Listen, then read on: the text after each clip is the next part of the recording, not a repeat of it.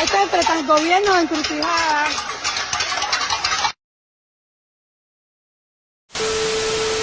Detenido el periodista José Gabriel Barrenechea tras protesta en Encrucijada. El periodista independiente José Gabriel Barrenechea Chávez fue detenido el pasado viernes 8 de noviembre tras las protestas en Encrucijada, Villa Clara, donde reside, según informó el Centro de Información Legal Cubalex. Una fuente local confirmó a Cubalex que José Gabriel Barrenechea fue detenido el viernes 8 de noviembre, y, desde entonces, su familia no ha tenido noticias sobre su situación, indicó la organizaciones no gubernamentales. De acuerdo con la información disponible, el periodista se encuentra recluido en un centro de instrucción en la ciudad de Santa Clara. Barrenechea es autor de varios libros y ha colaborado con medios independientes como Árbol Invertido, 14 y medio y Cuba Encuentro, además de plataformas internacionales como Latinoamérica 21, por su postura crítica frente al régimen. Ha sido víctima de censura y persecución por parte de la seguridad del Estado. Desde 2019, está regulado para impedirle salir del país, se le niega el derecho a trabajar, y sus libros están prohibidos en Cuba, señaló Cubalex en su reporte. Hasta ahora, esta sería la 9ª detención confirmada en el contexto de las manifestaciones en Encrucijada. Este domingo, el Grupo de Trabajo sobre Detenciones por Motivos Políticos en Cuba Justicia 11 Julios denunció los arrestos en varias provincias de Cuba relacionados con expresiones de descontento social debido al empeoramiento de las condiciones de vida y la gestión de las autoridades frente a la crisis actual. En Justicia 11 Julios, estamos profundamente preocupados por todas las personas detenidas de las que no tenemos información, cuyos casos no podremos visibilizar para promover su inmediata liberación, señaló la organización en un post de Facebook. Hoy vamos a hablar de un tema crítico, la economía cubana y su posible colapso en 2024. 2 huracanes, 2 terremotos y una crisis energética sin precedentes están dejando su huella. Para entender el panorama, partamos de una declaración contundente del ministro de Economía y Planificación, Joaquín Alonso Vázquez. Él admitió que la economía no debe crecer este año y los desastres recientes solo confirman esta proyección. En sus propias palabras, el desarrollo económico de un país depende en gran medida de la energía, y nosotros hemos tenido afectaciones eléctricas durante casi todo el año, dijo. Como si fuera poco, también enfrentamos un suministro inestable de combustible, gasolina, diésel, todo escasea. Así que, ¿cómo se puede dinamizar una economía? Del huracán Rafael, en Mayabeque hay 1.586 viviendas contabilizadas hasta ahora afectadas. De La Habana 1.812 y de Artemisa, que fue el siniestro, afectó prácticamente todos los municipios de la provincia, unos en mayor medida que otros, pero 19.498 viviendas están afectadas, de ellas con derrumbe total más de 1.340. Y derrumbes parciales 2.073, que son los principales daños en la vivienda. Pero esta situación no es nueva. Ya en 2023 el Producto Interno Bruto PIB de Cuba se contrajo un 1,9% si creemos las cifras oficiales.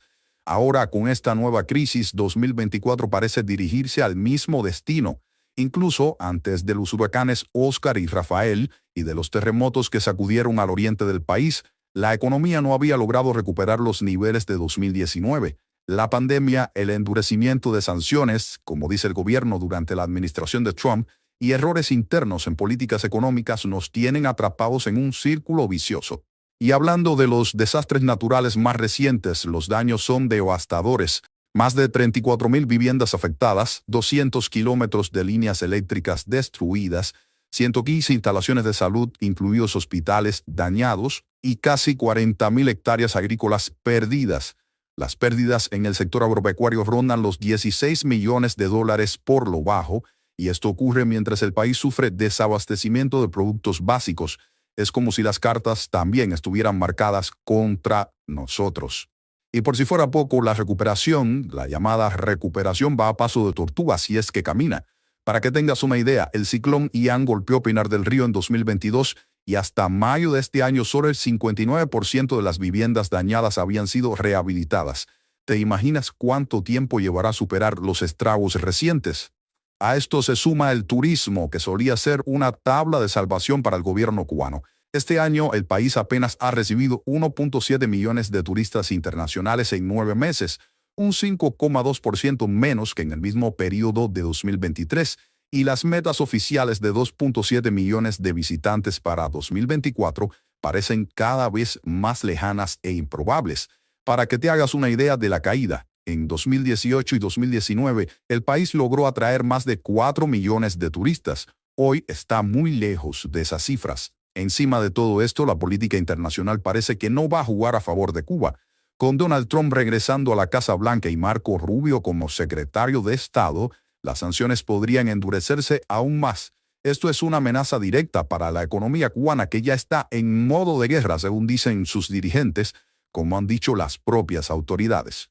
Entonces, ¿cómo se sale de este agujero? Por ahora el gobierno apuesta por medidas de austeridad, recortes drásticos en el gasto público y aumento de más del 400% los precios de los combustibles. Pero la realidad es que sin divisas, sin corriente y sin un plan sólido, el futuro económico de Cuba sigue siendo muy incierto. Vaya, que se pinta gris con pespuntes negros. Ahora es tu turno. ¿Cómo crees que Cuba puede enfrentar esta tormenta económica perfecta? Yo creo que las Fuerzas Armadas de Estados Unidos solamente se utilizan en caso de amenaza a la seguridad nacional. Creo que hay un argumento muy fuerte que se puede hacer en este momento de que Venezuela y el régimen de Maduro se ha convertido en una amenaza a la región y incluso a Estados Unidos. Sí. Maduro es un gobierno que apoya a narcotraficantes, a guerrilleros y a grupos terroristas que están amenazando la estabilidad de Colombia. Está destabilizando a varios países. Y si se le ocurre a Maduro invitar a que Putin mande aviones militares, por ejemplo, o que abran una base, esto va a acelerarse aún más todavía. Yo creo que las circunstancias han cambiado.